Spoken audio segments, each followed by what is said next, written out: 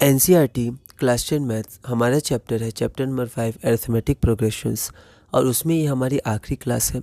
इसमें हम लोग कुछ बेसिक क्वेश्चन करेंगे एनसीईआरटी सॉल्व एग्जाम्पल के, और इस चैप्टर को पूरा करेंगे। अगली क्लास से हम लोग हमेशा की तरह जैसे क्वेश्चंस के लिए अगली क्लास से छोड़ देते हैं, तो अगली क्लास से हम लोग क्वेश्चंस करेंगे क्लास नंबर 4 से। पर जो अगली वीडियो में अपलोड करूँगा उसमें मैं अगला चैप्टर ट्रायंगल्स करूँगा, और जब भी मैं अगली क्लास इस चैप्टर की अपलोड करूँगा उसमें सिर्फ और सिर्फ क्वेश्चंस हम लोग करेंगे। बहुत ही अच्छे, बहुत ही लॉजिकल और सोचने वाले क्वेश्चंस हैं इस चैप्टर के। और क्लास 11th में भी हमें प्रोग्रेशन, सीक्वेंस एंड सीरीजेस पढ़नी है, तो ये बहुत ही कोर कॉन्सेप्ट है मैथ्स का, जो आगे 11th में भी हमें काम आएगा। और आगे भी अगर हम लोग स्टडी करते हैं, मैथ्स को और अच्छे से पढ़ते हैं, तो इसमें भी ये सब इंपॉर्टेंट चैप्टर्स हैं। तो अभी हम लोग ये आखिरी टॉपिक करते हैं, sum of the first n terms of an AP।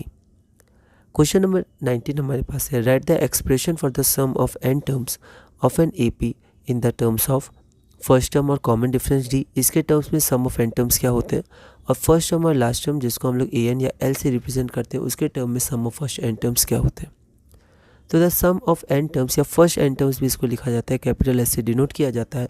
उसका फॉर्मूला क्या होता है, तो देखिए यहाँ पर हम लोग थोड़ा सा ध्यान रखेंगे, A नहीं 1 था, तो हम लोग कोशिश करेंगे जितना कम ओवर राइटिंग या कट हो बोर्ड में उतना अच्छा है। तो फर्स्ट टर्म A और कॉमन डिफरेंस D, उसका एक्सप्रेशन होता है S is equal to n/2 2a plus n-1 D, या इसको Sn से भी रिप्रेजेंट करते हैं। उसी तरह A और AN के फार्मूला ये हो गया हमारा।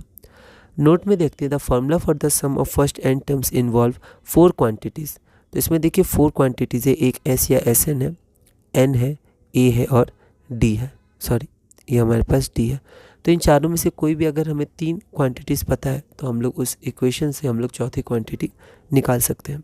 The nth term of an AP is the difference of the sum of the first n terms and the sum to first n-1 terms. ठीक है, तो जो हमारा nth टर्म होता है वो होता है sum of n terms minus sum of n-1 term. जैसे अगर हमें सेकेंड टर्म निकालना है या फिर थर्ड टर्म निकालना है, तो sum of first 3 terms minus sum of first 2 terms. तो जो आंसर आएगा वो थर्ड टर्म ही होगा। तो एक जनरल है, इसको भी हम लोग ध्यान रख सकते हैं। तो इसमें अगला क्वेश्चन है, find the sum of the first 22 terms of the AP 8 3 - 2। तो इसमें सॉल्व एग्जाम्पल NCERT, इसको हम लोग देखते हैं। तो गिवन AP हमारे पास क्या है, 8 3 और -2। इसमें हमारा जो पहला टर्म A है वो हमारा 8 हो गया, जो हमारा कॉमन डिफरेंस हो गया 8 और 3, तो second term minus first term that is 3 - 8 is equal to -5, और हमारे पास n, तो फर्स्ट 22 टर्म्स है, तो n इज इक्वल टू हमारा 22 हो जाएगा। नाउ वी नो दैट, तो S सम कितना हो जाएगा, n/2 2a plus n-1 D।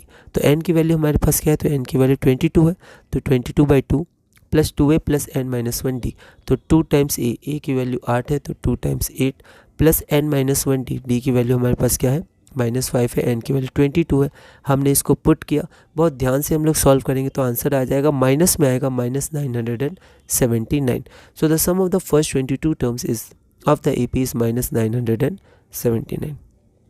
आगे हम लोग देखते हैं question number 21, if the sum of the first 14 terms of an AP is 1050 and its first term is 10, then find the 20th term. ठीक है, तो 14 टर्म्स, फर्स्ट 14 टर्म्स का हमारे पास सम दिया हुआ है 1050, और उसका पहला टर्म मतलब A की वैल्यू हमें 10 दी हुई है, तो हमें फाइंड करना है 20th टर्म। ठीक है, ये NCERT सॉल्व एग्जाम्पल का क्वेश्चन है, तो एक बार हम लोग इसको देखते हैं। आप चाहे तो एक बार ट्राई भी कर सकते हैं रफ में।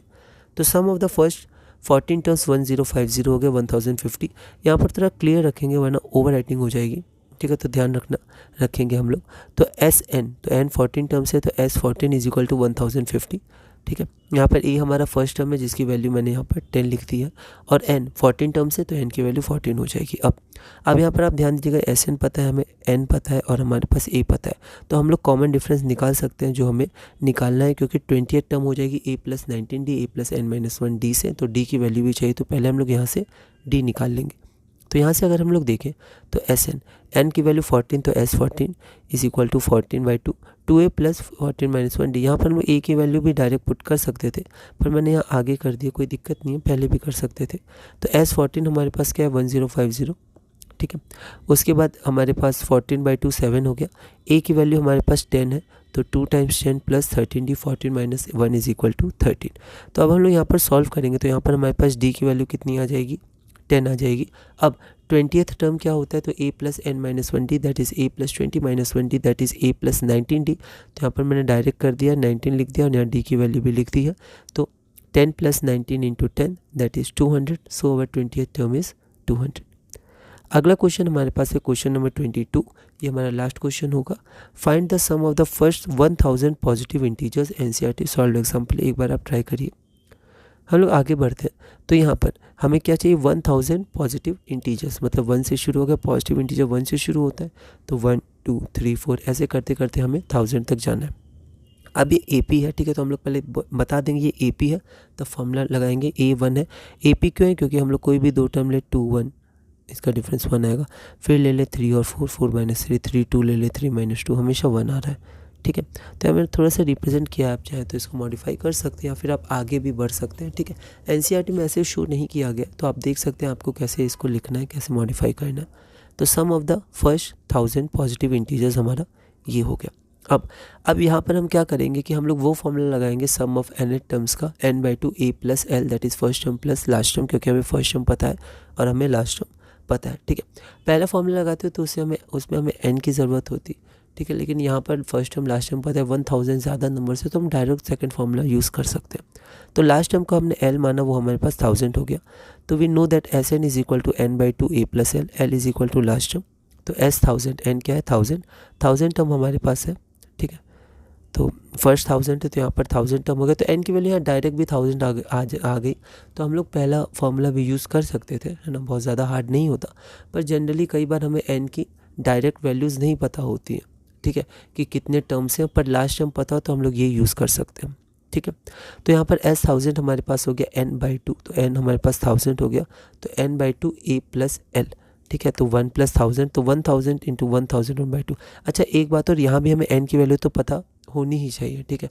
तो ऐसे तो पहला में भी और बात दोनों फार्मूला में n की वैल्यू हमें पता होनी ही चाहिए, लेकिन फिर भी अगर n/2 हम लोग कॉमन ले लें दोनों फार्मूला में, तो यहाँ पर ये कैलकुलेशन ज़्यादा आसान है, a plus l as compare to उसमें 2a plus n minus 1d, तो वहाँ पर d भी हमें कैलकुलेट करना पड़ता है, ठीक है।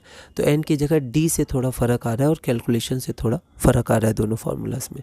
तो S 1000 is equal to 1000/2 a plus l, तो a हमारे पास 1 हो गया, l हमारे पास 1000 हो गया, तो 1000 into 1001 divided by 2 that is 500 into 1001 that is 500 देखें तो 5,00,500 हो जाएगा।